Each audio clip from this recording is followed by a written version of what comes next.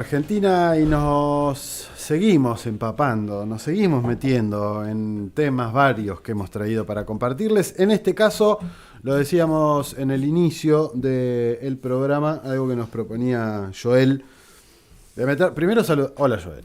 Hola, ¿cómo están, compañeros? Primer cuestión. Buen día. Muy buen día. Segunda cuestión, partidos verdes. Hablábamos recién con Mir que en América Latina no hay tantas expresiones, o no pegó tanto el Partido Verde como sí se ha distribuido o sí ha aprendido en Europa en general, que si bien marcábamos que tiene distintas tradiciones y también está esta cuestión medio de el ambientalismo occidental, que juega ahí un papel, sí ha tenido mucha más importancia. Pero bueno, por ahí vamos. Igual en Estados Unidos existe también el Partido Verde, que bueno, ¿se recuerdan ustedes la semana pasada que estuvimos hablando de los verdes que están en el Congreso, en el Europarlamento, y que se eligen por bloques? Así que ahora también es importante hablar de los verdes porque ya tienen una influencia política importante en toda Europa.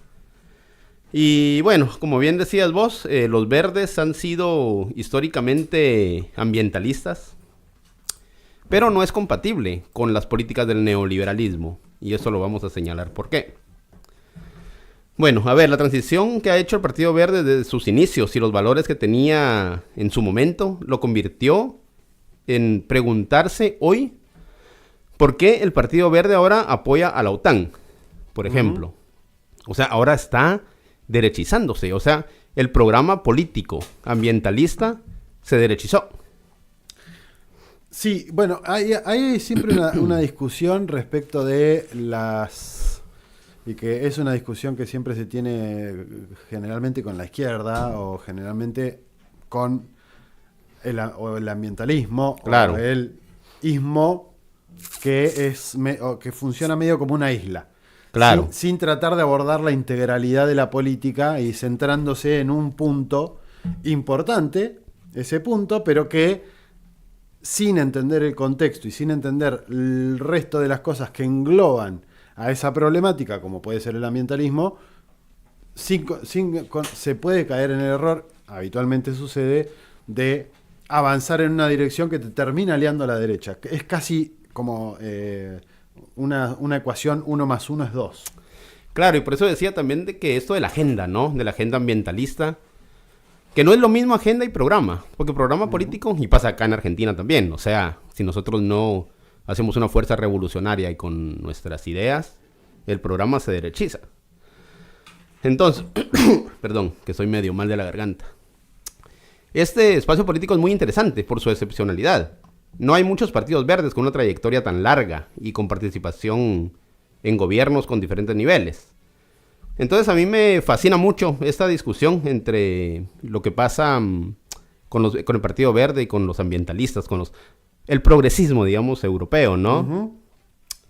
Porque tuvieron en 1970 una serie de manifestaciones con la subida del precio del petróleo en Alemania. Y ahí perdón. El lugar aparente, estoy mal de la garganta, el lugar aparente natural de la mujer estaba en la cocina y se discriminaba a homosexuales, inmigrantes, y el aire estaba lleno de plomo y hollín. La lluvia caía agria. Y las ciudades se convirtieron como en eso, ¿no? Y en los 70 la juventud era la que protestaba. Y el movimiento verde surgió de la protesta contra este Zeitgeist. ¿Sí? Así que, entendiendo que los grandes cambios que debía enfrentar la sociedad alemana debían ocurrir a través de las instituciones democráticas. Perdón que estoy... Ahí te traen agua, Ay, gracias.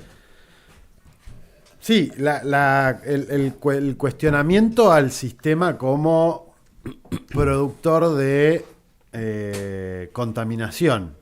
Pero la crítica era más por ese lado, por el lado de cómo contaminaban las empresas, en todo caso, de cómo revertir ese elemento. Y por eso también Europa tiene una tradición tan importante en tratar de producir tecnología que no contamine, que sea menor, que después lo desparramó por todos lados, esto en la categoría A, B, C, en cuánto electricidad consume, en cuánto no sé qué de carbono tira el oxígeno, que también a veces es un medio como una engañapichanga porque se termina midiendo eso como forma o como lógica de contaminar menos, cuando después la misma industria que lo produce tira y porquerías y porquerías y porquerías y porquerías en ríos, en mares, en arroyos, plástico, no sé qué, generalmente en los países de la periferia donde produce esos bienes. Claro, y también digamos estas tensiones internas han ahora hecho de que tenga influencia en Europa. Incluso Yolanda Díaz se ha reunido con los verdes, también la supuesta izquierda italiana, y han hecho ahora un bloque para el Europarlamento. Pero acá, o sea, lo interesante es de que Alemania ahora se está ultraderechizando igual.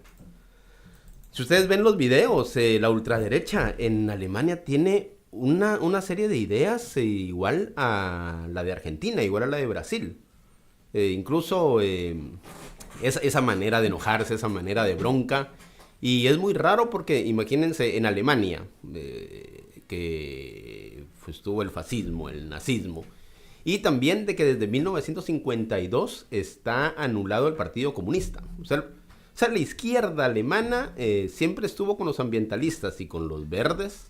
Desde 1970, esa juventud. No sé si ustedes escucharon a Dani el Rojo, que fue muy conocido también en el mayo del 68, alemán. Sí. Que esos veinteañeros que salían a protestar, que salieron en 1970 también cuando llegó Nixon a Europa y demás. Entonces las demandas eran muy claras. Era no a la energía nuclear, no a la guerra de Vietnam, y con una serie de ideas y con toda esa energía que tiene la juventud, ¿no? Para poder, para poder protestar. Después se transformó en que después, cuando ya habían, digamos, proscripto al Partido Comunista en Alemania, se fue haciendo cada vez más ambientalista. Y hasta llegar a 1983, en donde ya tiene más fuerza parlamentaria, que ya llega al Bundesgast. Bundesgast quiere decir la Cámara Baja, y Bundestag, la Cámara Alta. Que ya no es el Reichstag, porque el Reichstag, se recuerdan ustedes, el que se quemó, el que supuestamente fue el pretexto para que llegara la bronca y el nazismo, ¿no? Porque cuando se quema el Reichstag le echan la culpa a un comunista polaco. Agarraron a un borracho de la calle y le dijeron, bueno, este fue el que quemó el Reichstag y ahora el odio al comunismo, ¿no? Y desde ahí el Reichstag ya no es como una cuestión como muy simbólica importante para Alemania. Además, con el muro de Berlín 1989, ¿no? Ahí ya lo convierten en museo, porque con la reunificación alemana, la Alemania federal quería que se hiciera todo en Berlín y en el Reichstag y otra vez tomar eso, y la Alemania oriental no, entonces hubo ahí una confusión. Pero con el Partido Verde en 1991 se derechiza aún más, porque ya toman una posición occidental. Y últimamente los verdes ahora también están apoyando la guerra con Ucrania. Apoyaron la guerra con Ucrania, están apoyando a Israel. O sea, se totalmente derechizó. Y hay unos, los zunkis, que les dicen, que es esa, digamos, esa izquierda dentro de los verdes. Digamos, es como decir, hay una contraposición interna. Pero siempre pasan esas cosas en Alemania. Pasó desde 1980, desde antes de 1989 con la Alemania Oriental y la RDA y la Alemania Occidental. De que siempre esas ambigüedades, esa, digamos, exterior constitutivo que tiene el capitalismo, que viene del corporativismo. Y ahí podemos ver cómo el corporativismo se ha entrado en las democracias con esas lógicas, como por ejemplo Coca-Pepsi, ¿no? O sea, esas ambigüedades que siempre se tienen. Entonces los sunnis, sunnis les decían, era como que dentro de los verdes era la oposición. Pero una oposición constitutiva también a los verdes. Entonces es como que toda la izquierda la enamora por ahí tienen un caramelo, pero terminan teniendo bancos en los parlamentos y tomar decisiones. Bueno, sin ir más lejos, es como la interna dentro del Partido Demócrata, en donde estaba Bernie Sanders por un lado y Joe Biden por otro, o Kamala Harris o, no sé, Hillary Clinton. Y está Ocasio-Cortez, Alexandra Ocasio-Cortez, que tienen como perfiles diferentes dentro del mismo partido. Pero me parece que esa dualidad se ve representada muchas veces. Bueno, aquí en Argentina durante mucho tiempo fue peronismo, radicalismo. Claro. O peronismo, antiperonismo.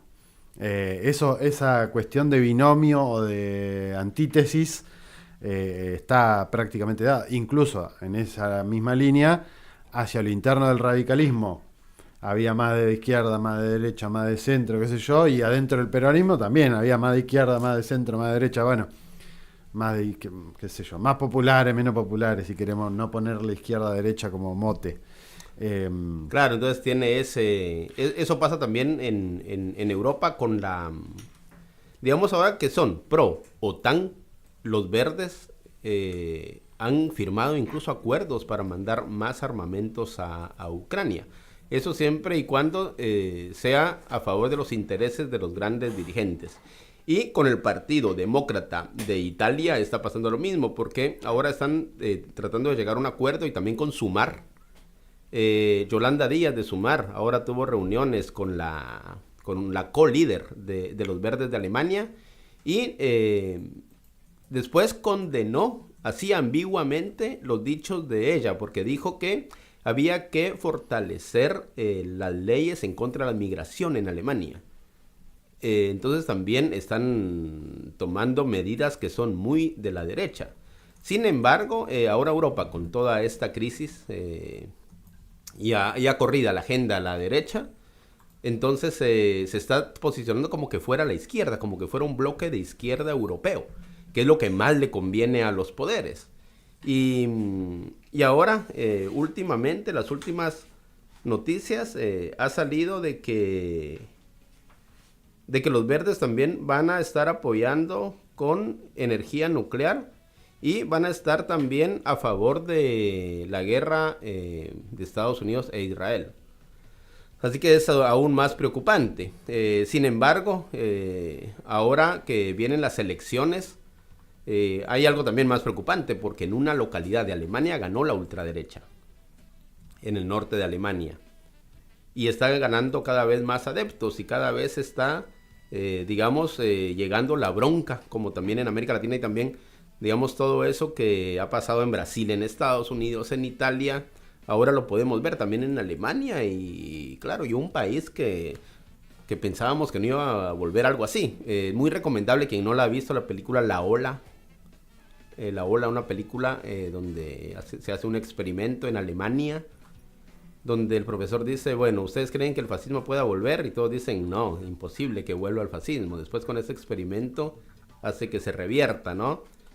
Entonces, eso es lo que significa los verdes, de lo que hablamos también cuando hablamos del ecologismo liberal, del ambientalismo, porque cuando nos hablan de ambientalismo es un sinónimo de que nos están hablando de una ambigüedad, porque no se está hablando de lo que provoca la crisis ambiental.